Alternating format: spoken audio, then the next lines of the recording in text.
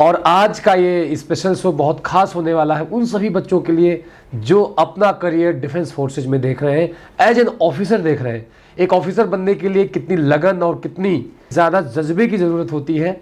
आज हमारे सामने एक एग्जाम्पल है ऐसे ही, और NDA 151 कोर्स के लिए रिकमेंडेशन हुआ है।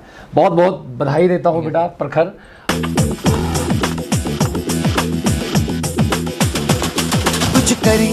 कुछ करिए नस नस मेरी खोले, हाय कुछ करिए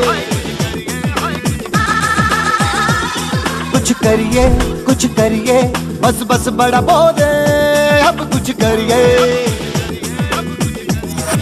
ओ कोई तो चल जिद फड़िए, तू बेतरिए या मरिए, हाय कोई तो चल जिद फड़िए, तू बेतरिए या मरिए। चक दे इंडिया, चक दे इंडिया, चक दे इंडिया, चक दे इंडिया।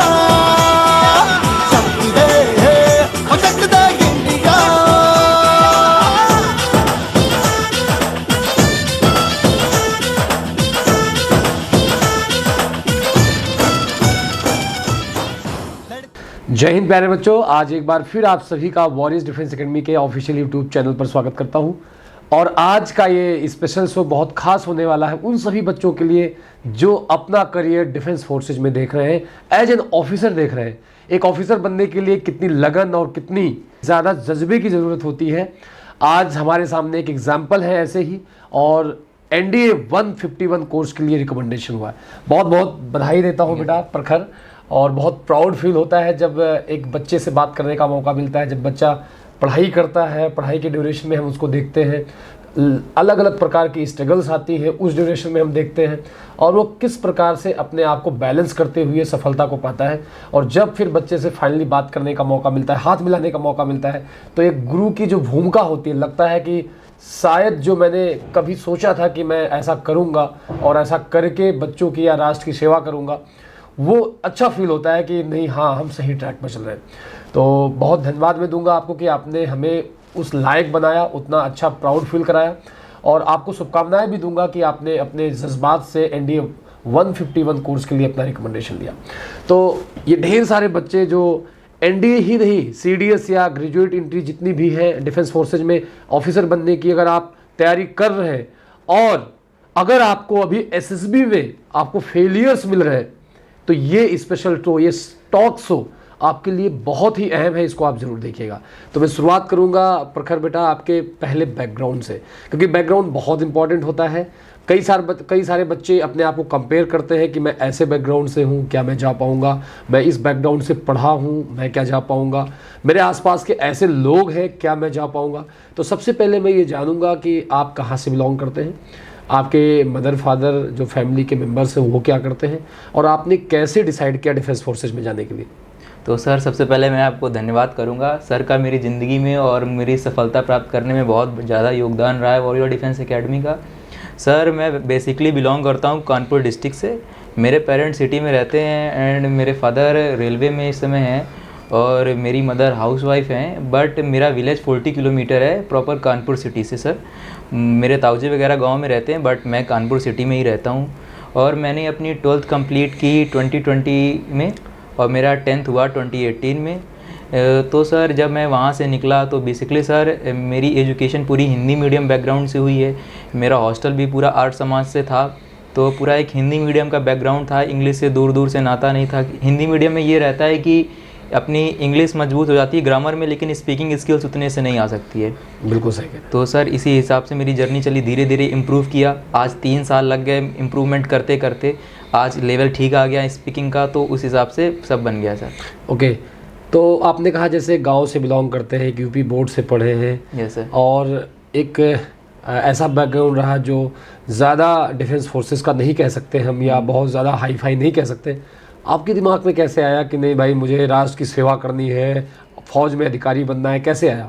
सर, एक्चुअली ये मेरे पूरे परिवार में कोई भी ना एयरफोर्स में है, मतलब दूर के रिश्तेदार हैं, पर बेसिकली जो क्लोज रिलेटिव होते हैं उसमें कोई भी ना फौज में है ना कोई किसी में नहीं। गांव में हो सकता है 1-2 फौजी हों, बट कोई ऑफिसर रैंक में नहीं है। Okay. तो मेरे स्कूल में सर एक सर थे, आपको अतुल ने भी बताया होगा, वो भी यहीं से रिकमेंडेड है। हाँ हाँ, तो सर आपका साथी है जो अभी TS कपिल सर 46 TS 46 में रिकमेंड है। इस समय CME पुणे में कॉलेज ऑफ मिलिट्री इंजीनियरिंग में अंडर ट्रेनिंग है वो।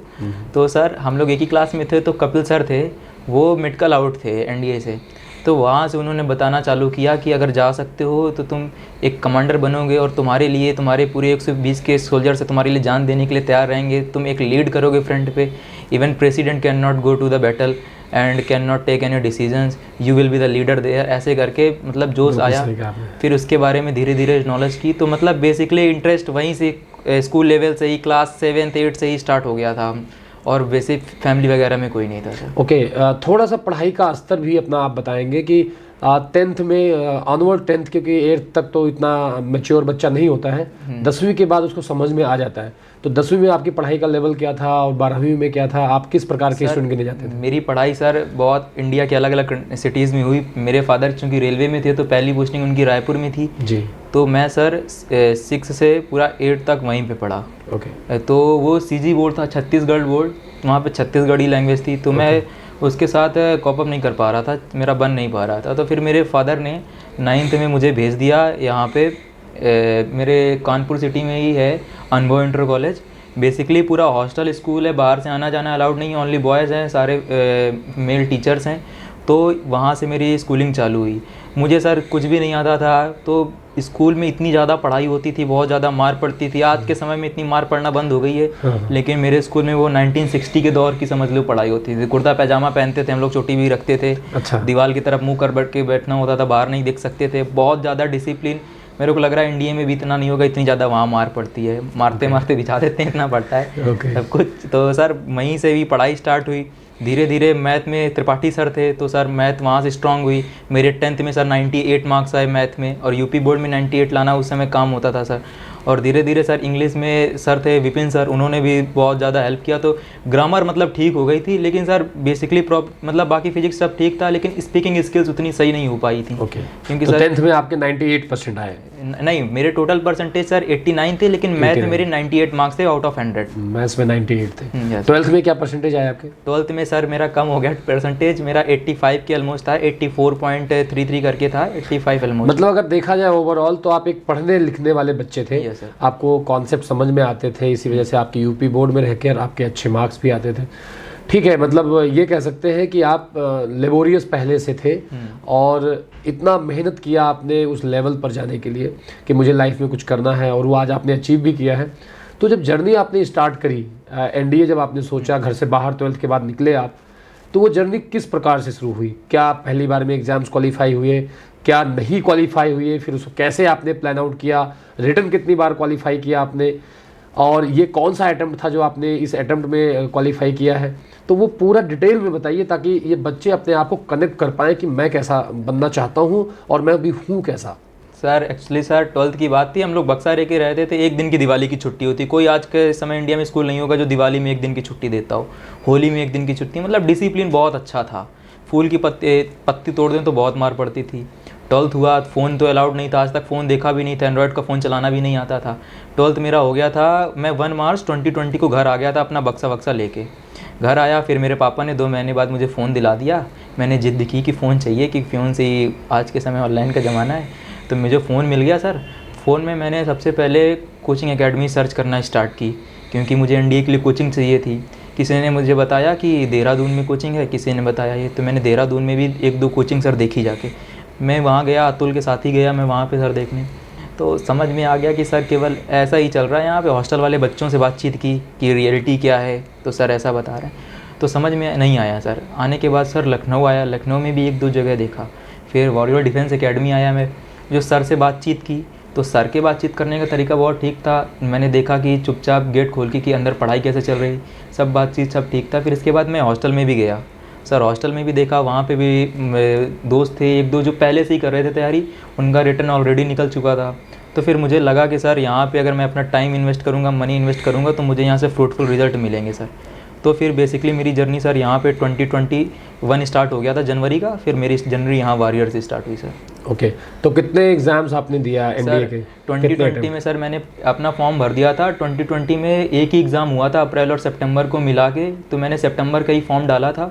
उसका मेरा सेंटर चला गया इलाहाबाद, क्योंकि मुझे इतना भरोसा नहीं था मेरे रिटल पे, अगर ऑनेस्टली बोलूँ, और मेरा मन भी नहीं था इलाहाबाद जाने का, तो मैंने वो एग्ज़ाम ही नहीं दिया, मैं देने ही नहीं गया। मैं सोचा कि अब कोचिंग लेके ही दूंगा।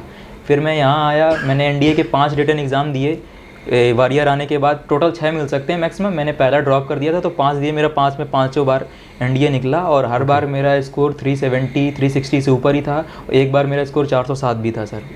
ओके, ये आपका जो आपने रिकमेंडेशन लिया है कहाँ से लिया है? सर ये मेरा रिकमेंडेशन बैंगलोर बोर्ड से है, 17 SSB बैंगलोर। और एनडीए 151 के लिए? हाँ, एनडीए ये 151। आपका कौन सा अटेम्प्ट था? सर अगर सारी टेक एंट्रीज नेवी टेक को मिला दिया जाए तो ये मेरा वैसे ओवरऑल 9 अटेम्प्ट था सर। और एनडीए का? एनडीए का सर 5th था, लास्ट था? हाँ लास्ट मतलब। तो टोटल एसएसबी आपने 9 दे रखी है सर। और सर 2 SSB और थी, वो मैं देने नहीं गया। मेरी 2020 में TS45 की आ गई थी, उस समय जेई नहीं होता था। लेकिन मैं देने नहीं गया था सर। और एक नेवी टेक की भी आई थी कोलकाता। तो यार ये आपने बताया 9 यस सर एसएसबी, और यानी सीधी सी बात है इसके पहले आप आउट हुए होंगे। कितनी बार आप स्क्रीन आउट हुए? सर स्क्रीन आउट तो मैं 7 बार हो गया सर। 7 बार? वो भी सर ऐसा नहीं कि एक ही बार हो गया हूँ एक साथ, मतलब स्क्रीन इन होने के, कॉन्फ्रेंस आउट होने के बाद लगातार 7 बार स्क्रीन आउट होना सर। अच्छा, मतलब फर्स्ट एसएसबी जब आप गए थे तो स्क्रीन आउट हुए थे या नहीं? सर वही तो सबसे बढ़िया था। फर्स्ट SSB में मैं लकली स्क्रीन इन हो गया।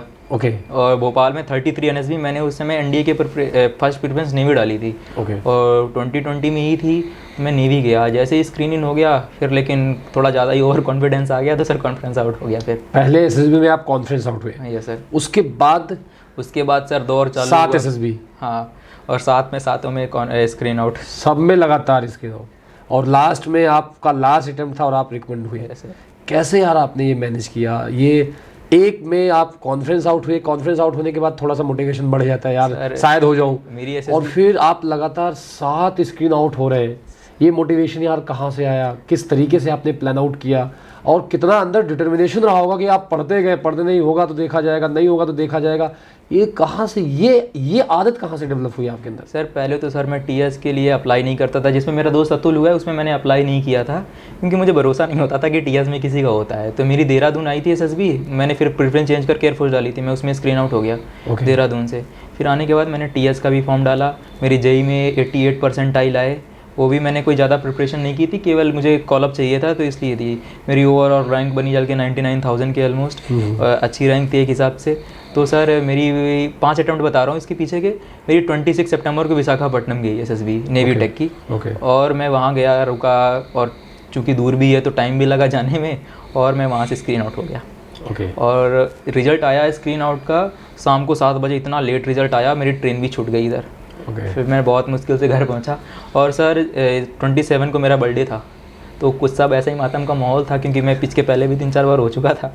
फिर इसके बाद 2 नवंबर को TS48 के इलाहाबाद में थी 11 SSB, वहाँ पे गया। एक दिन पहले गया, वंदे भारत से भेजा मेरे पापा ने। जब मैं वहाँ गया अंदर, तो वहाँ पे सैनिक विश्राम गृह है, तो वहाँ पे रात भर रुका। मतलब फैमिलीज़ भी आती हैं, सबके रुकने के लिए, तो बातचीत हुई सर से। तो इस बार लग रहा था हो जाएगा। वहाँ मैंने स्टोरीज़ भी अच्छी बनाई, बहुत अच्छा था। पता नहीं अनफॉर्चुनेटली क्या हुआ, वहाँ से भी स्क्रीन आउट हो गया। फिर आ गया, फिर एनडीए का एग्ज़ाम दिया मैंने। एनडीए का एग्ज़ाम का रिज़ल्ट आया, हो गया उसमें। फिर मेरा सेंटर आया देहरादून, फिर दोबारा लगातार दूसरी बार मेरा सेंटर देहरादून आया। तो मैं एक बार स्क्रीन आउट कर दिया, इस बार स्क्रीन इन तो कर ही लेगा। वहाँ मेरा परफॉर्मेंस मतलब बहुत अच्छा था। अच्छा क्या मैं बोलूँ, इस बार से भी मैंने अच्छा दिया था स्क्रीन इन में। बट अनफॉर्चुनेटली ऐसा हो गया, जब जीडी हुई तो जीडी में सर जो ग्रुप था वो 120 से लेके 135 तक था, मेरा चेस्ट नंबर 129 था। तो सब जब जीडी चालू हो रही थी तो भड़सड़ मच गई, तो सर ने डिवाइड कर दिया ग्रुप, और सर ने बोला, gentleman you are not getting any conclusion, now I am dividing your group in 2 sub parts. In first part odd chest number will participate. मुझे क्या पता चला, पता नहीं क्या हुआ, मुझे लगा 129 इवन में आता है, और सारे बोल रहे हैं 121 वाला बोल रहा है, 123 बोल रहा है, 125, 127 बोल रहा है। मैं सबको देख के ऐसे ऐसे गला हिला रहा हूँ, मुझे लग रहा है मेरे को दूसरे ग्रुप में बोलना है। वैसे कि जब भी ग्रुप को डिवाइड करते हैं तो 2-3 मिनट ही देते हैं, मेरा कम से कम 5 मिनट तक उसने बेल नहीं बजाई। 5 मिनट बाद उसने बजर बजाया, बोलता है okay now even chest number will participate. तो सर मैं बोलने लगा कि gentleman I think most candidates are going with the theme related to environment. तो उसने फिर से बजर बजाई और बोलता है chest number 129, don't you know 129 comes in a odd position. मैंने ऐसे देखा, मैं शॉक हो गया। मैंने बोला सॉरी सर, तो सर ने बोला I thinks your basics are very weak Prakhar, और उसने मुझे चुप करा दिया। तो मुझे पता चल गया तब तो होना ही नहीं है। तो अनफॉर्चुनेटली मैं वहाँ से भी स्क्रीन आउट हो गया, बट मेरा परफॉर्मेंस ठीक था सर। फिर वहाँ से आने के बाद फिर मेरी SSB आई TS की 13 मार्च को 31 SSB जालंधर। सर एक भी फ्रेशर नहीं आया था, एक भी स्क्रीन आउट नहीं, पूरे रिपीटर्स का था। मैंने पहली बार ऐसा बैच देखा था सर। वहाँ से मेरा दोस्त भी था एक सक्षम, साथ में ही रुके, वो हो गया स्क्रीन इन, वो वहाँ से रिकमेंड भी हुआ। अनफॉर्चुनेटली मेरिट आउट हो गया, उसकी 151 या फिर 152 ऑलमोस्ट रैंक है, मैं स्क्रीन आउट हो गया। जालंधर से आया, 15 को घर पहुँचा। 24 मार्च को फिर मेरी SSB थी सर 33 NSB भोपाल में, 10 दिन के ही गैप में। फिर मैं वहाँ गया, SSB स्टे में रुका रात भर, और सर जैसे ही गया, इस बार भी स्टोरी ठीक ठाक ही थी, फिर मुझे भगा दिया इस बार। तो मतलब लगातार मतलब होता ही जा रहा था। ये जो अप्स तो आए नहीं, सिर्फ डाउन्स आया, डाउन ही, और मतलब और इस डाउन्स को आपने मैनेज कैसे किया? सर, ये ये कौन लग सा रहा- मोटिवेशन आपको बांध के रखा कि आप दे रहे थे लगातार? जो जब मेरे बगल वाला बेड वाला सर मेरे हॉस्टल में पढ़ता था, अतुल, वही जो मैंने अभी थोड़ी देर पहले जिक्र किया था अनुभव में, वो इस समय CMA में अंडर ट्रेनिंग है।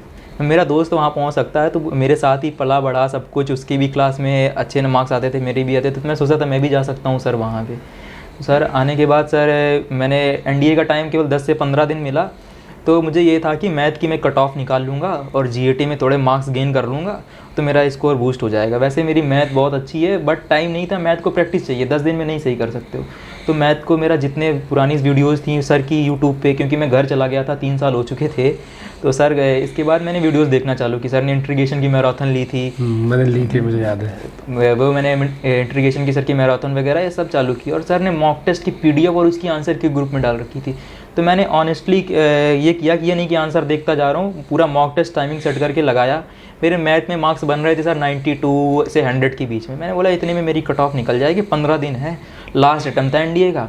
तो सर फिर बस GAT में लग गया मैं, 10-10 घंटे GAT चल रही, 2 घंटे दे रहा हूँ मैथ को। बस ये था कि मैथ निकल जाए, मैं अपने को लेवल पता होना चाहिए। मैं ये नहीं बोलता हूँ मैथ पे तुम वर्क करो, अच्छा करो, लेकिन मेरे लिए ज़रूरी था वो सर उस फेज़ को निकाला। मेरे में 100 मार्क्स के करीब बन रहे थे, 40 से 45 क्वेश्चन के करीब। तो सर इसके बाद एग्ज़ाम दे के आया, 15 दिन ही बाद रिज़ल्ट आ गया, तो मैं खुश हो गया। और फिर मैं SSB के लिए सर के पास आया, SSB में मैं बाद में आऊँगा। फिर मेरा सेंटर आया SSB का, इस बार मैंने अपनी प्रीफ्रेंस पहले नेवी थी, फिर एयरफोर्स में भी हाथ मारे, जब सब जगह से भगा दिया गया, तो इस बार मैंने लास्ट बार प्रेफरेंस सर आर्मी डाल दी थी सर। ओके। तो मेरा तो इसके पहले आपने आर्मी का कभी नहीं दिया था? आर्मी का मैंने TS के थ्रू दिया था, पर NDA के थ्रू मैंने आज तक इसकी आर्मी की कभी नहीं दी। आप सिर्फ नेवी और एयरफोर्स दे रहे थे? हाँ, नेवी की एक बार दी NDA के थ्रू, हाँ, और बाकी मैंने बाकी जितने 4 बार आपने एयरफोर्स के थ्रू, एयरफोर्स के लिए अप्लाई किया आपने? ओके, ठीक है, कंटिन्यू करें आगे। तो सर इसके बाद मेरा सेंटर आया 17 SSB बेंगलोर, और फिर वहाँ से मैं रिकमेंड हो गया इस बार। ओके, आपको ऐसा क्या लगता है, हालांकि ये बताना बड़ा मुश्किल होता है कि मैंने पिछली बार में और इस बार में क्या किया, सर फिर भी कहीं ना कहीं एक ऑब्जर्वेशन जब अंदर आती है तो समझ में आ जाता है शायद मैंने ये पिछली बार नहीं किया था।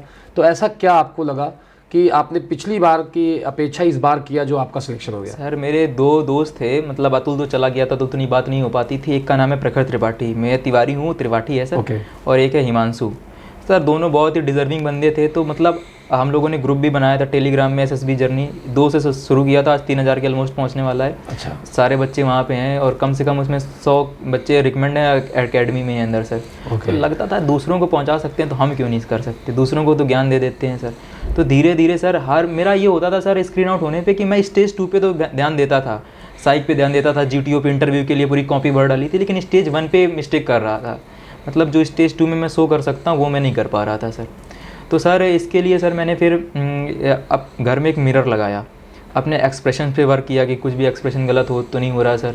और OIR के लिए भी प्रैक्टिस की, क्योंकि OIR को मैं लाइटली लेता था। OIR का रोल कॉन्फ्रेंस में बहुत ज़्यादा हो जाता है अगर आप बॉर्डर लाइन के हो सर, तो उसको भी मैंने इस बार ठीक ठाक किया। और सर SSB में जब भी स्टोरी बनाओ तो उसके लिए एक्शन लाने होते हैं, तो एक्शन के लिए मैंने सर ऐसे बोला नहीं चाहिए, मैंने चैट GPT का लिया। चैट GPT में मैं डाल देता था एक्शंस रिलेटेड टू रनिंग, तो आ जाता था कि he does cardio work for the works for the leg related exercises, sprint की प्रैक्टिस की, ऐसे करके मतलब एक्शन एक कॉपी में मैं लाइन से नोट कर देता था। तो मैं ये लगता था अगर कोई लड़की दौड़ रही होगी स्टोरी में तो मैं ये एक्शन डालूंगा। अब कहीं फेस्टिवल ऑर्गेनाइज करना है तो मैं एक हलवाई से संपर्क करूँगा, ठीक है, चीफ गेस्ट को बुलाऊंगा और स्पॉन्सरशिप लेके आऊँगा अपने स्कूल में, इस टाइप से मैं डाल देता था। फ्लड के लिए भी मतलब तो सब चीज़ में लिख ली थी, जितनी भी मतलब पॉसिबल और मतलब चलने में स्टोरीज़ रहती हैं उस पे था। तो सर मेरी स्टोरी जो इस बार आई थी उस पर भी एक ऐसे मेज रखी थी सर, और 2 लड़कियां स्कूल की फॉर्मर्स में कर रही थी। तो सर मैंने स्टोरी बनाई थी कि organising a culture festival after finishing annual exam. तो वही मैंने सारे एक्शन उस पर डाल दिए सर। मेरे एक्शन मन में ही थे, क्योंकि सर ये होता है कि जो 4 मिनट की स्टोरी दिखाई जाती है उसमें बच्चा थोड़ा नर्वस हो जाता है, भाई मैं क्या लिखूँ, अब तो कुछ दिख नहीं रहा, अब लिखना चालू कर दिया लोगों ने, तो जो भी मन में आता है लिखने रहता है। ऐसा नहीं है, सब लोग कुछ ना कुछ रिलेट करके ही लिखते हैं। अधिकतर लोग मोस्टली अपनी ज़िंदगी से रिलेट करके लिखते हैं, या तो तुम्हें कोई आइडिया आ रहा है तो तुम रिलेट कर सकते हो। और मतलब अगर मैं ये बताऊंगा स्क्रीनिंग के लिए, जो भी पिक्चर दिखाई जा रही है वो पिक्चर बीच में रहनी चाहिए। जो भी तुम लिख रहे हो, तुम्हारी स्टोरी ये नहीं कि पिक्चर से हट के तुम कुछ दूसरा बता रहे हो, पास्ट की बातें बताने लगे, फ्यूचर की बातें बताने लगे। उसको 2 लाइन में तुम डिस्क्राइब करो, मेन स्टोरी में आओ, स्टोरी में क्या चल रहा है, क्या तुम्हारे बंदे ने किया, उस प्रॉब्लम को कैसे सॉल्व किया, गोल को कैसे अचीव किया, और उसका लास्ट में कंक्लूजन। तो इस बार मेरी स्टोरी बहुत क्रिस्प थी सर, और मैंने इस बार जीडी में भी कोई गलती ऑड इवन वाली नहीं की जो मैं 150 में कर चुका था सर। तो इसलिए मैं लकली हो गया इस बार स्क्रीनिंग, और स्टेज 2 की प्रैक्टिस तो मेरी ठीक ठाक थी ही, तो वो मेरा हो गया सर।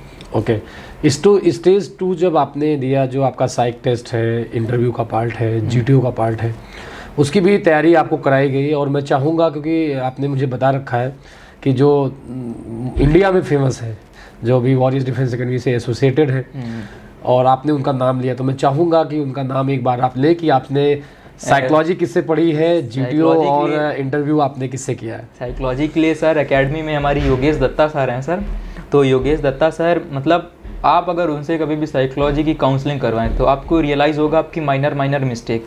वो ऐसा नहीं है कि स्टोरी को पढ़ लें और एरो बना देंगे कि हाई बॉर्डर लाइन और लो बॉर्डर लाइन। वो एक लाइन पढ़ते हैं, माइनर डिटेल्स निकालते हैं, कौन सा एक्शन गलत बैठ रहा है, कौन सा सही है। तो सर ने मेरे 2 डोजियर चेक किए, एक पे पहले लो था, एक फिर मैंने 1 साल बाद चेक करवाया सर, उस पर सर ने मुझे हाई दिया, और सर की वजह से ही मैं आज साइकोलॉजी में क्लियर कर सका। तो साइकोलॉजी की सर स्टोरीज़ में बताना चाहूँगा, 12 में से कुछ मेरे को याद है, कुछ नहीं याद है। एक स्टोरीज़ आई थी कि उसमें मुस्लिम लोग थे, तो टोपी पहन रखी थी उन्होंने, एक ऐसे कर रहे थे और दूसरे 2 बंदे इधर थे, वो ऐसे जा रहे थे और एक इधर जा रहे थे, सेम ड्रेस थी। तो किसी ने मतलब ये बना दिया था कम्युनल राइट्स हो रहे हैं हिंदू मुस्लिम पे, बट सर ने बताया था कि ऐसा तुमको कुछ भी नहीं करना है। तो चूँकि दोनों की ड्रेसेस सेम थी और सामने ना कोई पब्लिक दिख रही थी ना कुछ दिख रही थी, बस स्टेज दिख रहा था, तो मैंने बनाया कि वो लोग ना कि पब्लिक में जाके सेल्फ डिफेंस की ट्रेनिंग दे रहे हैं, क्योंकि सेल्फ डिफेंस के वर्कशॉप भी लोग ऑर्गेनाइज करवाते हैं गर्ल्स के लिए। तो मेरी स्टोरी ऐसे से रिलेटेड थी। और एक स्टोरी आई थी बोट पे, बोट थी, घर हल्का सा डूब रहा था, लोगों ने एक्सपीडिशन बनाई, मैंने उस पर फ्लड का रेस्क्यू लगाया, क्योंकि रियलिटी में वो फ्लड ही थी। और सर एक स्टोरी आई थी कि एक दादी माँ बैठी हैं और ऐसा लग रहा था वो दादी माँ अंधी टाइप की हैं या सुन नहीं पाती, और उनका जो नाती होगा लड़का छोटा सा, मतलब होगा ऑलमोस्ट 12 से 15 के बीच में, वो कुर्सी पे हाथ रख के बैठा था। तो किसी ने कुछ बताया, किसी ने कुछ, तो सर ने बताया था कि कभी भी अपने रिलेटिव, फैमिली, फ्रेंड्स को कभी भी प्रॉब्लम में नहीं डालना है, क्योंकि ये तुम्हारे चाहने वाले तुमको बनाना, तुम अपने दोस्त के पापा को बना सकते हो, ये अपने पापा का एक्सीडेंट नहीं कराना है ना अपने चाचा का। तो फिर मैंने दादी के लिए ये बनाया कि वो पड़ोस की दादी हैं, तो लड़के को पता चलता है कि उनकी जो हियरिंग कैपेसिटी है वो कम हो रही है, तो वो जाता है, वो उनको साइन लैंग्वेजेस सिखाता है, क्योंकि वो लग भी रहा था। और लड़कों ने यहाँ बहुत सारी उल्टी स्टोरीज़ बनाई थी। ऐसे कर करके सर मेरा स्टोरीज़ वाला पोर्शन हो गया। और वैट की मैंने पहले से ही ऑलरेडी इतने अटैम्प्ट थे, मैं हर बार स्टेज 2 की प्रैक्टिस करके जाता था, तो वैट मेरा ठीक ठाक था। तो 55 वैट अटैम्प्ट किए सर, 1-2 में सर मैं आधा ही लिख पाया था, तो दूसरा आ गया था। और सर SRT मेरी कम हो गई सर, SRT मैंने 38 की। सर प्रॉब्लम ये थी कि SRT बहुत लॉन्ग थी, तो पढ़ने में टाइम लग रहा था, तो मैक्सिमम मेरे को लगता है 45 के ऑलमोस्ट ही कर पाए होंगे बंदे, तो उस हिसाब से रेशियो सही था। और SD मैं प्रिपेयर करके गया था पहले से ही, तो मैंने SD वही लिख दी थी। और ब्लैंक स्टोरी भी मैंने, मतलब ऐसे कोई रट्टी नहीं थी, दिमाग में मैंने रखा था कि अगर आएगा तो मैं एक स्पोर्ट्स के अराउंड बनाऊंगा या फिर कोई प्रोजेक्ट बना दूंगा। प्रोजेक्ट के अराउंड मैं स्टोरी बताना चाहूँगा सर, कि जैसे कि ई-व्हीकल्स में वो लग जाती है आग, अभी बीच में ओला वगैरह की जो ई-व्हीकल्स आते हैं, तो मैंने ये दिमाग में रखा था कि अगर जो मेरी 11 स्टोरीज़ हो चुकी हैं, वहाँ अगर मैंने प्रोजेक्ट रिलेटेड स्टोरी नहीं बनाई, तो फिर मैं यहाँ पे बना दूंगा कि एक स्टूडेंट है, इसी से IIT से पढ़ रहा है, उसको पता चलता है न्यूज़पेपर से पढ़ के कि ई-व्हीकल्स में फायर लग जाती है, तो फिर वो जाता है अपने प्रोफेसर से संपर्क करता है और एक anti collision device battery develop करता है जिससे कि जो कैचिंग फायर्स है उसको कम किया जा सके। उसके लिए वो प्रोफेसर के पास जाता है और मैंने ऐसे बहुत सारे एक्शन डालने का सोच रखा था। और सर फिर बाद में साइंस एग्जीबिशन होती है हैकाथन दिल्ली में विज्ञान भवन में, वहाँ प्रेजेंट करता है, मॉडल एक्सेप्ट होता है, वहाँ से फंड भी मिलता है जिसको वो एनजीओ में बदल देते हैं। ये मैंने दिमाग में सोच के रखा था, लेकिन सर ऐसा ही स्टोरी फंस गई पहले, उसमें मैंने प्रोजेक्ट डेवलप करा दिया। तो उसके मैंने बैकअप के लिए एक स्टोरी अपनी स्पोर्ट पे करके रखी थी कि एक स्पोर्ट टीम है, मतलब हार रही थी, तो उसको जिताने के लिए सर स्ट्रेटजी पे वर्क करते हैं। कोच से जब ब्रेक होता है हाफ टाइम तो उस पर जाते हैं, ब्रेक पे कोच से वर्क करते हैं। कोच स्ट्रेटजी बताता है फुटबॉल की कि इनका डिफेंस यहाँ से है, तो जो ऑफेंसिव था वो डिफेंस में, जो डिफेंस था वो ऑफेंसिव में बदल गया उनका, और उन्होंने जो 3-5 से हार रही थी टीम वो 3-5 धीरे धीरे 6-5 में। तो ऐसे ही करके मैंने ब्लैंक, मतलब आपने फैक्टर को प्रभावित किया, प्लानिंग और ऑर्गेनाइजिंग वाला। मैंने ये सोचा था सर कि 2 स्टोरी मतलब कोलाइड न करे, अगर मैंने स्टोरी वहाँ पे स्पोर्ट की लिख दी तो वो यहाँ पे ना आए, तो इस टाइप से किया था सर। यानी कि आप साइकोलॉजिकल जो टेस्ट था आपका उससे फुल सेटिस्फाइड थे, जो कमांडेंट यूएस दत्ता सर ने पढ़ाया हाँ सर, उससे फुली सेटिस्फाइड थे कि उसी तरीके से आपने रिस्पॉन्स किया। और सर ऐसा होता है कि जो मैंने भोपाल वगैरह में दी थी पिक्चर सर, बहुत सारी पिक्चर सर यहाँ पे भी उसी से रिलेटेड थी, जैसे एक्सीडेंट के सीन। तो ऐसा नहीं कि कोई पिक्चर बाहर से आती है, बहुत सारी पिक्चर योगेश दत्ता सर ने पीडीएफ वगैरह भी प्रोवाइड किए थे, तो बहुत सारी पिक्चर सेम मिलती जुलती भी आती हैं। थोड़ा सा चेंज हो सकता है कि लड़की की जगह लड़का कार में बैठा हो, लेकिन मोस्टली वही पिक्चर्स आते हैं। थोड़ा आएंगे इंटरव्यू के पार्ट में। हाँ, साइक टेस्ट के बाद आपका इंटरव्यू हुआ या जीटीओ स्टार्ट हो गया? नहीं सर, मेरा साइक सुबह हो गया और सर ने बोला कि चेस्ट नंबर 1 से 10 तक का इंटरव्यू है। तो फिर इसके बाद सर मेरा 11 था चेस्ट नंबर, तो मैं तो सो गया। फिर एक बंदा आया, वो बोलता है तुम्हारा है, मैं तैयार हुआ। फिर एक बंदा आया, वो बोला तुम्हारा नहीं है, घंटे बाद। तो थोड़ा सा मतलब ऐसे भागा दौड़ी हो गई कि तैयार जाना है कि नहीं जाना है। लास्ट में फाइनली पता चला कि जाना है। तो फिर मैं गया, 7 बजे जाके बैठ गया। मेरा इंटरव्यू चेस्ट नंबर 10 के बाद स्टार्ट हुआ 7:27 से 7:27 से, और 8:02 के करीब चला, 35 मिनट ऑलमोस्ट। 35 मिनट आपका? हाँ सर। इंटरव्यू के बारे में मैं बोलूँगा। इंटरव्यू में जाते ही जाते सर ने पूछा कि प्रगर have you taken any coaching? तो मैंने उनको बता दिया वॉरियर के बारे में। तो सर ने मेरे से पूछा कि फ़ीस कितनी है वॉरियर की। मैंने उनको सर को फ़ीस भी बताई, सर ने उसको नोट डाउन किया प्रॉपर्ली। सर ने मुझसे ये भी पूछा कि तुमने वॉरियर एकेडमी कब ज्वाइन की थी, वो डेट बताओ। तो मेरे को मंथ याद था, एग्जैक्टली डेट नहीं आता, तो मैंने वो भी बताई। और बोले कब तुम वहाँ से वापस आए? तो मैंने बोला सर कि घर ही जैसा है, कभी भी कोई डाउट होता था तो वैसे ऑफिशियली तो कभी छोड़ी नहीं, तो सर के पास भी जाते थे, मिलते रहते। तो मैंने बोला ओके। तो इस टाइप से सर चला। पीआईक्यू में थोड़ी मेरे से मिस्टेक हो गई थी, 10th 12th और बीएससी के मैंने पासिंग ईयर गलत लिख दिए थे सर। तो उसका भी थोड़ा सर ने उसको क्रॉस चेक किया मेरी मार्कशीट से, और फिर मेरा इंटरव्यू चला। फैमिली से रिलेटेड सीआईक्यू एक पूछा, एक एजुकेशन से रिलेटेड और एक हॉबीज से रिलेटेड, और मोस्टली मेरा उसके बेस्ड था, पीआईक्यू से बेस्ड क्वेश्चन थे। जियो पॉलिटिक्स में मैंने इंटरेस्ट शो किया था, मेरा चैनल भी ग्लोबल थी सर। तो उससे रिलेटेड क्वेश्चन पूछे कि क्या तुमको फंड मिलता है, तुम ये जो चलाते हो चैनल? तो मैंने बोला सर नहीं, केवल अपनी खुशी के लिए करता हूँ। तो फिर सर ने पूछा कहाँ से क्या करते हो, तो मैंने सर को बताया सारी चीज़ें। और सर इसके बाद सर ने मेरे से एक क्वेश्चन पूछा कि who is the supreme commander of army. और ये मेरे दिमाग में उस समय पता नहीं क्या हुआ, मैंने इतना सब पढ़ के रखा था, मैंने बोल दिया कि जनरल मनोज पांडे। तो सर ने थोड़ी सी स्माइल दी, जबकि एक्चुअली में वो प्रेसिडेंट मुर्मू जी होते हैं। हाँ जी बिल्कुल। तो ये थोड़ी सी गलती हो गई सर। ये ऐसा सीन्स होता है, who is the supreme commander of army, अगर ये पूछो who is the supreme commander of arm forces, तब तो मुर्मू जी का नाम आ जाता है, लेकिन आर्मी का ऐसा पूछते हैं ना तो थोड़ा साउंड होता है। हाँ, वो लगा आर्मी चीफ के बारे में बात हो रही है, तो इसलिए मेरे से गड़बड़ हो गया सर। फिर सर ने मेरे से रैंक वगैरह भी पूछी, लेफ्टिनेंट कर्नल की, और फिर बहुत सारी चीज़ें पूछी कि जीओसी क्या होता है, जीओसी इन चीफ क्या है, और बहुत सारे आर्मी से रिलेटेड। कोई ऐसे सवाल जो आप बच्चों के साथ शेयर करना चाहते हो, तो जिसमें आपको भी चैलेंजिंग फेस हुआ हो, इंटरेस्ट भी आया हो बताने में? चैलेंजिंग सर तो मेरा इंटरव्यू बड़ा स्मूथ था सर। वैसे एक क्वेश्चन ट्रिकी उन्होंने ये पूछा, उन्होंने बोला कि Prakhar you are a casual player in cricket as you have mentioned in your PIQ, so which type cricket you played? तो मैंने बोला sir in my school there was no big playground, so I did not play any kind of sports in my school and did not participated in any kind of district level or state level, but sir sometimes I participated in a gully cricket। तो बोलते हैं वो ओ प्रखर you played gully cricket? बोलते हैं which type of ball you use, plastic और Costco? तो मैंने कभी खेला ही नहीं था रियलिटी में सर। तो मैंने बोल दिया सर लेदर बॉल कॉस्को। बोलते हैं ओके। तो सर ने मेरे से क्वेश्चन पूछा, मतलब कि मैं झूठ बोल रहा हूँ सर्च के लिए, कि प्रखर a bowler is bowling with the speed of 100 km/h and how many seconds the ball will reach to you? तो मैंने 100 किलोमीटर पर आवर को तुरंत 5/18 से मल्टीप्लाई करा के उसको तुरंत सेकंड में चेंज किया, 27 पॉइंट के समथिंग आया। मीटर पर सेकंड में निकाल लिया तो इतना सर मेरे स्कूल में भी बताया गया था, यहाँ पे भी एक स्पोर्ट के टीचर उन्होंने भी बताया था कि जो क्रिकेट की पिच होती है वो 22 यार्ड की होती है, 20 मीटर ऑलमोस्ट। तो मैंने बोला 27 एक सेकेंड में है, 20 मीटर है। तो मैंने बोला सर 1 सेकेंड। तो सर ने बोला कि लेस और मोर। तो फिर मैंने देखा 27 और ये 20 है, तो फिर मैंने बोला सर लेस। तो सर सेटिस्फाई हो गए। फिर इसके बाद कोई भी टेक्निकल क्वेश्चन ना फिजिक्स से रिलेटेड पूछा गया, ना केमिस्ट्री से रिलेटेड, और बाकी स्मूथ चला सर फिर इंटरव्यू। ओके, मतलब कोई ऐसे सवाल नहीं थे जो सब्जेक्ट से रिलेटेड हो? सब्जेक्ट से रिलेटेड सर कोई भी सवाल नहीं पूछे गए, क्योंकि सर उनको ये समझ में आ गया था कि मेरा वो मार्कशीट देख के उसमें फिजिक्स के मार्क्स ठीक थे, तो इसलिए उन्होंने मेरे को लगता है नहीं पूछा। बाकी मेरे जो दूसरे दोस्त थे उनसे भी कोई ऐसा क्वेश्चन नहीं पूछा गया जो फिजिक्स केमिस्ट्री से रिलेटेड हो। ओके, मतलब PIQ बेस्ड और फैमिली बेस्ड जो आपके इंटरेस्ट हॉबीज वगैरह हैं उसी पे बेस्ड पूछे गए। 5 मिनट ही बात करते हुए थे, तो सर ने बोल दिया okay Prakhar, for next 30 to 35 minutes we will discuss about your education, family and hobbies, and also I will be interested to know about your PIQ related questions like you have mentioned geopolitics.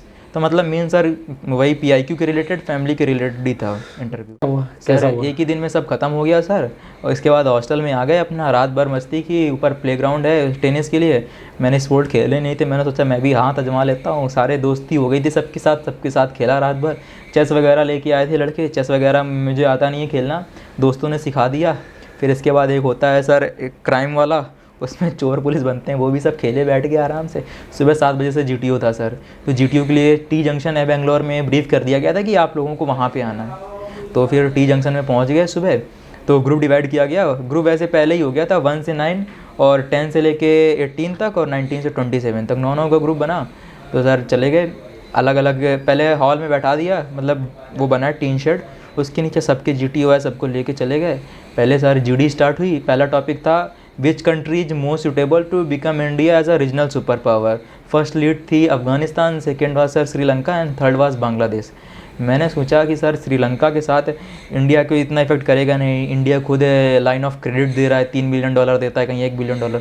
Bangladesh के साथ इतना है नहीं sir, हसीना जी यहाँ आती हैं। तो मैंने फिर अफ़गानिस्तान के लिए लिया, क्योंकि सर अफ़गानिस्तान सर इंडिया से 134 किलोमीटर की बॉर्डर भी लगाता है, और सर अफ़गानिस्तान से हम central Asian country Kazakhstan, Kyrgyzstan, ये जो 5 कंट्रीज़ हैं यहाँ से भी कनेक्ट हो सकते हैं और यूरोप में जा सकते हैं।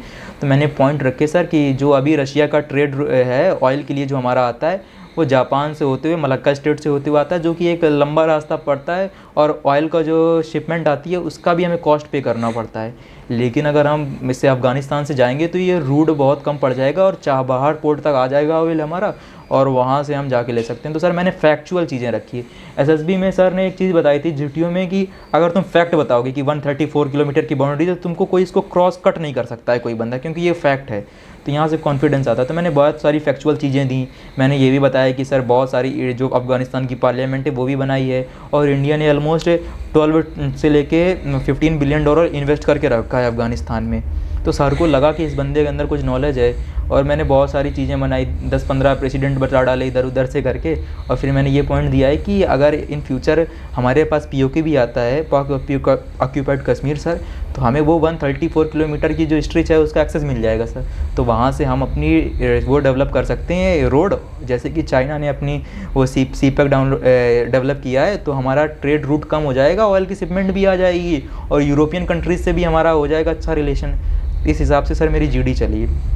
तो GD के लिए मैं ये बोलूँगा, जो भी लीड चूज़ किया उस एक ही लीड में बोलना होता है सर।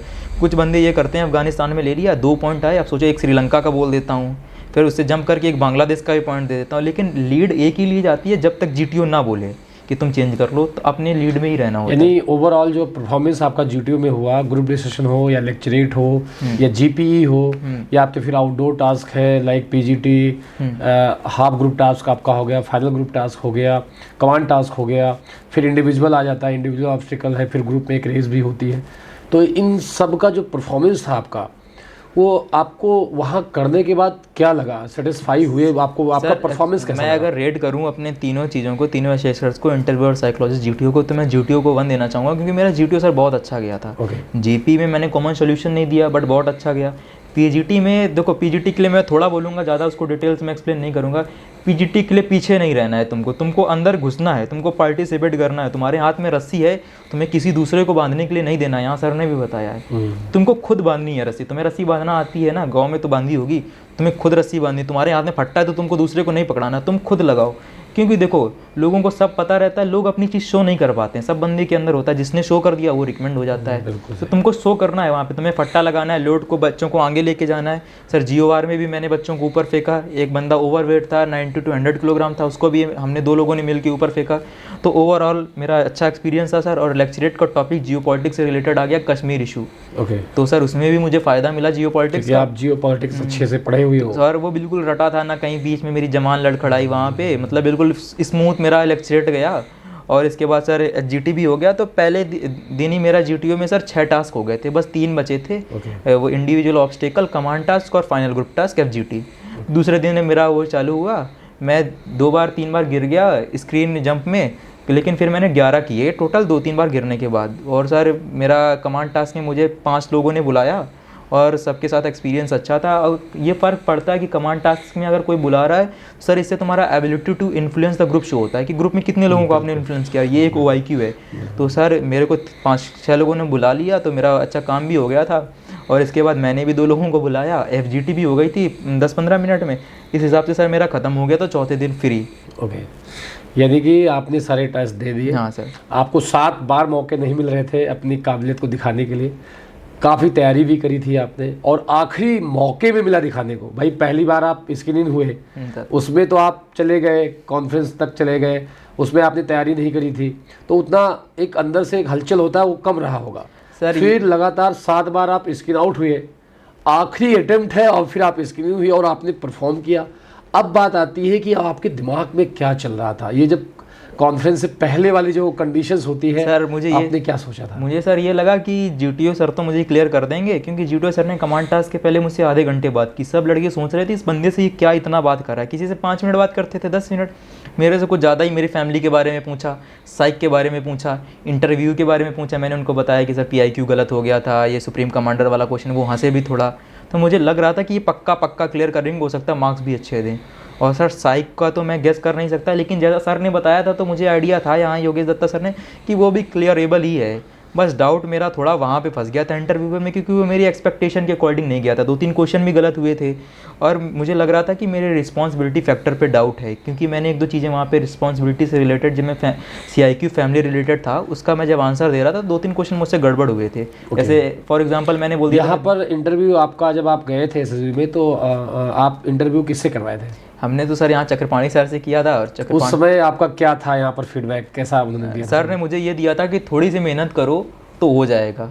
और सर यहाँ पे भी मतलब ये सर ने बोला था कि अगर तुम 2 महीने मेहनत करते हो इंटरव्यू में तो हो जाएगा। लेकिन सर इतना टाइम नहीं मिला, तो ठीक ही था सर, कॉपी वगैरह पहले से ही भर रखी थी और इतना भी कोई डिफिकल्ट नहीं था। इंटरव्यू भी सही था, लेकिन बस वही 2-3 क्वेश्चन गड़बड़ हुए रिस्पॉन्सिबिलिटी से रिलेटेड। वही चीज़ है कि इतना आपने टास्क किया है, आपने साइक दिया है, आपने GTO किया है, इंटरव्यू में अगर 2-4 सवाल आप नहीं भी बता पाते हैं, आपका खुद का देखिए रिकमेंडेशन है, तो इतना फ़र्क नहीं पड़ता है। ये बहुत सारे बच्चे, मैं यही बात बोलना चाहूँगा कि जो आप टास्क कर रहे हैं या कोई चीज़ दिखा रहे हैं, वो ये नहीं शो करता है कि आप गलत हो गए या सही हो गए। SSB एग्जैक्ट ये है कि आप किस वे में कर रहे हैं। जो भी टास्क आपको दिया गया, चाहे साइक में आपने स्टोरी परसीव करी जो लिख रहे हैं आप, या SRT में क्या आपने फर्स्ट टाइम दिमाग में आया कि हम ऐसा रिस्पॉन्ड करेंगे, वो वे क्या है जिसमें आप रिस्पॉन्स कर रहे हैं। गलत सही तो बाद में डिसाइड हो जाता है, और जब आप अच्छा रिस्पॉन्स करेंगे तो चांसेस ज़्यादा होता है अच्छा होने का। तो कुछ गलतियां भी अगर हो गई तो माफ़, भाई गलतियां इंसान ही करता है, सीधी सी बात है। और अगर आप गलतियों से नहीं सीखते हैं तो ये गलत बात है।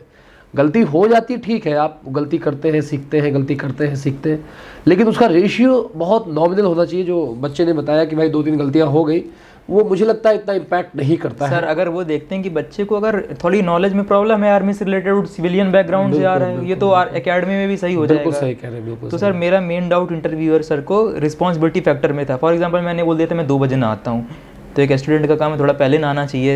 एक तो ऐसा थोड़ा डाउट था, तो मुझे लग रहा था कि या तो कर ये भी कोई फैक्टर नहीं है कि आप 2 बजे नहाते हो तो आप इररिस्पॉन्सिबल हो गए। अब उसका एक रीजन होना चाहिए कि 2 बजे नहाते हो। मैंने इसका वैलिड रीज़न भी नहीं दिया। सर मैंने ये बोला कि मैं कॉलेज पे बंक मार देता हूँ। बीएससी में मेरे परसेंटेज कम थे, सेकेंड ईयर में सर 67 परसेंटेज थे, तो इसका रीज़न मैंने दिया कि सर मैं बंक मार देता हूँ। तो सर ने थोड़ा टॉन्ट मार के बोला, if you will bunk the college you will get 60 to 70 percentage only ना, ऐसे करके सर ने बोला। तो थोड़ा सा डाउट था कि ये बंदा क्या करता है।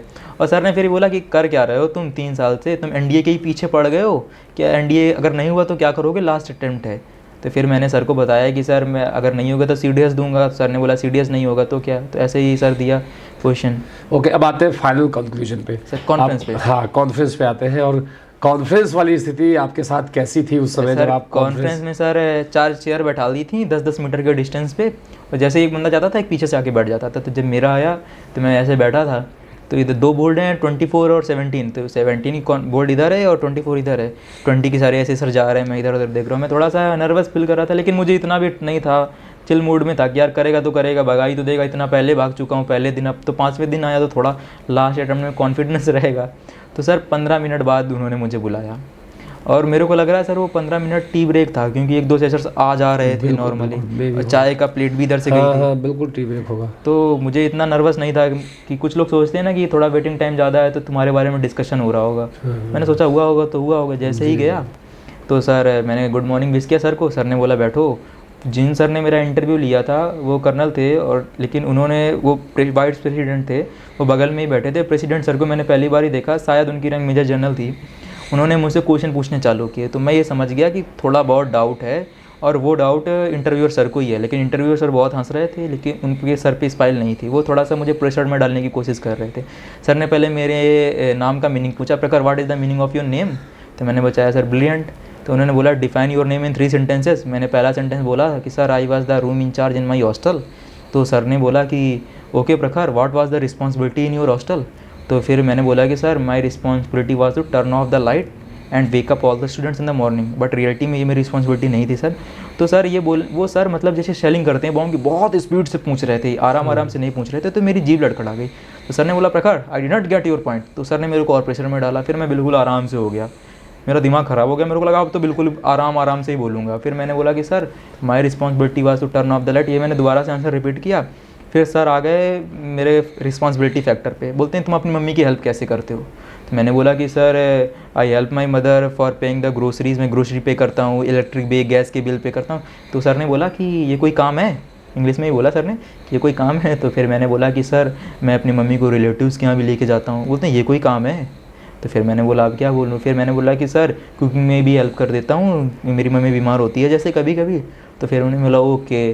फिर सर इसके बाद उन्होंने एक क्वेश्चन पूछा, मतलब जब मैं बता रहा था और हॉस्टल से रिलेटेड कि तुम्हारा एक क्लोज़ फ्रेंड है, वो सो रहा है, वो नहीं उठ रहा है, तो क्या करोगे तुम। तो मैंने उसको बोला कि सर मेरा क्लोज़ फ्रेंड है and somehow I will manage and I will make to him wake up. तो सर ने बोला नहीं कुछ बताओ तो क्या करोगे। तो मैंने बोला कि sir I will push him. तो ओनली पुश। तो मैंने बोला sir I will sprinkle some water. तो फिर सर ने बोला कि no water is not available. तो मैंने डायरेक्टली बोल दिया आई विल किक हिम। जैसे मैंने बोला, बोलते हैं kick is also not available. मैंने बोला भाई पैर कटवा दिया क्या मेरा। तो फिर मैंने सर से बोल दिया कि sir I will inform the warden and because it will be beneficial for both of us. If warden catches I will get the punishment from the warden and he will be late for the daily schedule as he can miss his classes and he will not take the bite in the proper time। ऐसे मैंने बोला तो sir थोड़े घुस गए। फिर मेरे sir इस पे आ गए कि तुम्हारा बैकअप प्लान क्या है। तो मैंने सीडीएस बताया, तो सर ने बोला डिफेंस रिलेटेड नहीं कुछ और बताओ। तो फिर मैंने बताया कि सर एसएससी सीजीएल से ना एक पोस्ट होती है एसएससी सीजीएल में एमईए की, मिनिस्ट्री ऑफ एक्सटर्नल अफेयर्स पे, तो आप एम्बेसी में जा सकते हो। तो मैंने बोला सर मैं एम्बेसी में चला जाऊँगा किसी कंट्री पे, जो कि जियो पॉलिटिक्स से मेरा शूट करता था थोड़ा। तो सर इसने इस पर सेटिस्फाई हो गए। फिर सर ने मेरा फिर से डेली रूटीन पूछा सर। तो सर ने डेली रूटीन पूछा, तो मैंने वहाँ पे बता दिया था कि मैं 2 बजे उठता हूँ, यहाँ झूठ बोल नहीं सकता था। फिर मैंने यहाँ 2 बजे उठाया। तो सर ने बोला कि तुम 2 बजे उठते हो, ये कोई बात हुई। तो सर ने थोड़ा सा टॉन्ट मारा। और सर एक क्वेश्चन सर ने मेरे PIQ से रिलेटेड जो मैंने पासिंग ईयर गलत भरे थे, तो प्रखर ये मिस्टेक कैसे हो सकती है सर ने बोला। तो मैंने यहाँ पे सीधे यही बोला कि sir I have already told to the interviewer sir during interview. तो सर ने भी ऐसे किया। और सर एक क्वेश्चन ये आया जब मैं डेली रूटीन बता रहा था कि ये रनिंग करने जाता हूँ मैं 2 किलोमीटर, तो सर ने स्पीड पूछी, मैंने स्पीड बताई, उसको माइल्स पर आवर में भी चेंज करवाया, मीटर पर सेकेंड में भी चेंज करवाया, मेरी ग्रास वगैरह देखने के लिए मैंने चेंज कर दिया। मैंने बोला लौटते टाइम मैं पनीर लेता हूँ 100 किलोग्राम, तो इन्होंने बोला 100 किलोग्राम, इधर से मेरा GTO बोला 100 ग्राम, उधर से मेरा साइक बोला 100 ग्राम। मैंने उनके चेहरे नहीं देखे, लेकिन मुझे पता चल गया कि उन दोनों ने ही बोला है। तो उन सर ने भी ऐसे किया, ऐसे करके सर मेरी कॉन्फ्रेंस बहुत स्पीड से हो रही थी, तो 7 से 8 मिनट के करीब सर चली। फिर सर ने पूछा how was the food, how was the stay, any suggestion, जैसा सभी से पूछते हैं। हाँ, तो ऐसा पूछा। और चल मेरी कॉन्फ्रेंस सर 7 से 8 मिनट चली थी, हो सकता है कि लड़की की और चली हो, बाकी सबकी नॉर्मली चली थी सर। ओके। फिर रिजल्ट अनाउंस हुआ? रिजल्ट सर हमेशा सर सीक्वेंस में आता है, लेकिन सर इस बार सीक्वेंस में नहीं आया सर। पहले चेस्ट नंबर 13 बोला, जो कि मेरे ही ग्रुप में था, रितेश, वो हो गया।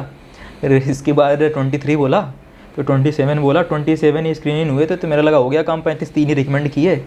फिर मैं जाने लगा, तो साइकोलॉजिस्ट सर थे, वही इंटरव्यू। आपका चेस्ट नंबर 11 था? 11 था। तो उन्होंने बोला रुको रुको, फिर उन्होंने रोका, फिर उन्होंने 05 बोला। 05 के बाद उन्होंने 5वें नंबर पे मेरा बोल दिया 1111 प्रखर तिवारी। तो फिर मैं गया, डेट ऑफ बर्थ वगैरह मैंने बताई सर।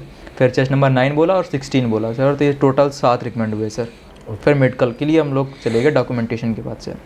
तो ये रिकमेंडेशन जब आपका नाम बोला गया, वो जो पल आपने कई सालों पहले देखा था वो सपना, और वो सपना जब पूरा हुआ, वो फीलिंग क्या थी अंदर? कैसी सर एक एक्साइटमेंट आती है कि यार अब तो मिल गया, अब तो हो गया? सर बच्चे बहुत जो थे वो खुश थे, लेकिन सर मैं रिकमेंडेशन से उतना भी खुश नहीं था, क्योंकि मुझे पता था कि अभी मेडिकल बचा है, तो मुझे मेडिकल में भी कोई TR VR ये कुछ नहीं चाहिए था। अनफॉर्चुनेटली मेरी आइज़ नेवी के लिए अनफिट हो गई, 6/9 6/9 है, हो सकता है ज़्यादा पढ़ने की वजह से हो गई हूँ। तो लेकिन तो मैं मेडिकल के लिए थोड़ा ज़्यादा टेंशन ले रहा था, तो मेरे दोस्त बोल रहे थे प्रखर तू बड़ी टेंशन लेता है, इतना मत सोच। और फिर इसके बाद डॉक्यूमेंटेशन हुआ, बहुत सारे फॉर्म दिए गए, मेडिकल लाइन में शिफ्ट कर दिया गया हम लोगों को। इसके बाद चेस्ट नंबर अलॉट हुए, प्लस का मेरा 49 मिला। बस बैग वगैरह अलॉट हुए, प्लस के बैग मिलते हैं, बेंगलोर में नया सिस्टम आया है। ओके। और फिर ब्रीफ किया गया कि सुबह बस आएगी तुम लोगों को लेने, और कमांड हॉस्पिटल है बेंगलोर में एयरफोर्स का, वहाँ मेडिकल होगा 4 किलोमीटर। तो फिर वहाँ गए, फिर मेडिकल हुआ, ये सब हुआ सर। ओके। तो ये जो जर्नी मैंने सुनी और इन बच्चों ने सुनी, मुझे लगता है कि जो बच्चे थोड़ा डिमोटिवेट हो जाते होंगे 1-2 सफलता के बाद, उनको एक चार्जअप मिलेगा। और ये आपको डिसाइड करना है, आप देख लेना बेटा कि अगर आप इतिहास लिखना चाहते हो और डिफेंस फोर्सेज में ऑफिसर बनना, मतलब सच में आप अपने क्षेत्र के लिए, अपने परिवार के लिए, अपने ज़िले के लिए एक इतिहास लिखने जा रहे हो। हजारों युवाओं के प्रेरणा स्रोत, हजारों तो मैंने कम कर दिया, लाखों युवाओं के प्रेरणा स्रोत बनने जा रहे हो। तो एक इतिहास लिखने ही जैसा है। तो अगर इतिहास लिखने में 1 बार नहीं, 2 बार नहीं, 3 बार नहीं, कितने भी मौके लग जाए, और अगर किसी मौके में आपने ये कर दिया, ये कारनामा, तो समझ लीजिए पूरी जर्नी जो आपने स्टार्ट करी थी, वो फेलियर्स और वो आप जो डाउन्स आए थे लाइफ में, वो सब जीरो हो जाते हैं। और आप इतिहास उठा के भी देख लेना, इतिहास उसी ने लिखा है जो सच में स्ट्रगल किया है लाइफ में, जिसने हर एक, जब उसके लाइफ में नेगेटिव फेजेस चला है तो उसने ओवरकम किया है और मेहनत किया है। तो बहुत अच्छा लगा बेटा सर, बात मैं लास्ट में यही बोलना चाहूँगा सबके लिए, एक कोट के साथ मैं ख़त्म करूँगा कि उठो जागो और तब तक मत रुको जब तक कि तुम्हें लक्ष्य की प्राप्ति ना हो जाए। स्वामी विवेकानंद की कोट है। बिल्कुल सही कहा। स्ट्रगल करते रहोगे तो हर गलती से सीखोगे धीरे धीरे, और लास्ट में एक अच्छी जगह पहुंच पाओगे। अगर SSB ना भी निकलती है तो ज़िंदगी तुमको इतना सीख दे देगी, CDS की निकलेगी, हो सकता है कहीं और अच्छी जगह में जाओ, निराश नहीं रहोगे कभी सर। ये बहुत अच्छा लगा। और बच्चे ने जिस तरीके से बातें करी, मुझे लगा ही नहीं कि एक 12वीं पास बच्चे से मैं बात कर रहा हूँ, एक NDA रिकमेंडेड बच्चे से बात कर रहा हूँ। ऐसा लग रहा है कि ये ग्रेजुएट 3-4 साल पहले हो चुके हैं, कहीं कुछ एक्सपीरियंस इनको हो रहा है किसी चीज़ का। ये तब आता है, ये बोलने का तरीका, ये इतनी थॉट्स डेवलप हो पाता है जब आप सच में एक स्ट्रगलर होते हैं और मेहनत करते हैं अपने लक्ष्य को पाने के लिए। ये मैटर नहीं करता कि आपका बैकग्राउंड क्या है, मे बी आप लो बैकग्राउंड पे है, मिडिल पे, हाई पे, ये मैटर नहीं करता है। मैटर ये करता है आप क्या होना चाहते हैं, क्योंकि हर एक बच्चा बराबर है, मीडियम का कोई फर्क नहीं पड़ता है। आप अपने सपने को पूरा करने के लिए, गरीब बच्चा भी अपना सपना पूरा करना चाहता है उसी जोश के साथ, एक मीडियम वाला भी, और एक बहुत हाई फाई घर का लड़का होगा ना, उसके भी कुछ सपने होंगे, वो भी अपने सपनों को पूरा करने के लिए अप डाउन बहुत झेलता है। और जब वो सफलता मिल जाती है तभी ये थॉट्स जो निकल रहे हैं बच्चे के अंदर से, ऐसे थॉट्स आपके अंदर डेवलप होते हैं। नहीं भाई, जैसे स्वामी विवेकानंद जी ने कहा है कि इन्होंने रिपीट किया कोटेशन कि सच में हार नहीं माननी है। और मैं जो अपनी लाइफ में एक्सपीरियंस किया हूँ अभी तक बेटा, हजारों बच्चों को देखा है, ऐसा कोई बच्चा मुझे आज तक नहीं मिला कि जिसने मेहनत करी हो, डिटरमाइन होकर अपने लक्ष्य पर अड़ा रहा हो, वो बच्चा ना निकला हो। वो सफल जरूर हुआ है लाइफ में। तो मैं आप सभी से बस इतना ही कहूँगा, इस इंटरव्यू से भी आपने सीखा होगा कि जुटे रहिए, मेहनत करते रहिए। और हम सभी हजारों श्रोता के तरफ से जो आप सुन रहे हैं, और बहुत अच्छी स्टोरी आज आपके सामने आई। 9वें अटेम्प्ट में 12वीं के बाद तो बहुत कम मौका मिलता है कि आपको 9 अटेम्प्ट मिल जाए। वो तो बेसिकली ग्रेजुएट एंट्री के बाद कि भाई एनडीए भी दिया, सीडीएस भी दिया, एफ कैट भी दिया, अभी 12वीं में ही 9वां अटेम्प्ट मिल जाए, वो एक रीज़न है कि एनडीए की 5 एसएसबी, फिर टीईएस की एसएसबी, फिर नेवी टेक की एसएसबी। आजकल बहुत अपॉर्चुनिटीज़ हैं डिफेंस फोर्सेज में जाने के लिए। अगर आप काबिल हैं तो काबिल आपको कह लें, अपने आप को दिखाने के लिए बहुत मौके मिलते हैं लाइफ में, हर जगह मौके मिलते हैं। बस ज़रूरत है तो अपने अंदर इम्प्रूवमेंट करने की, अपनी चीज़ों को समझने की।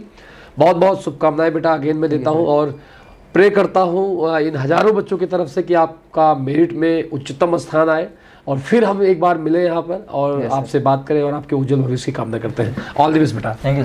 Number 1 academy warrior defence academy संघ होगा डिफेंस ऑफिसर बनने का सपना साकार। बेस्ट फैकल्टी और सेना के सर्वोच्च अधिकारियों के मार्गदर्शन में सीखिए सेकंड्स में सॉल्व होने वाले मैथ्स ट्रिक्स, और कीजिए 11th 12th के साथ एनडीए की तैयारी। New batches started for NDA, CDS, SSB. Call 7081011964।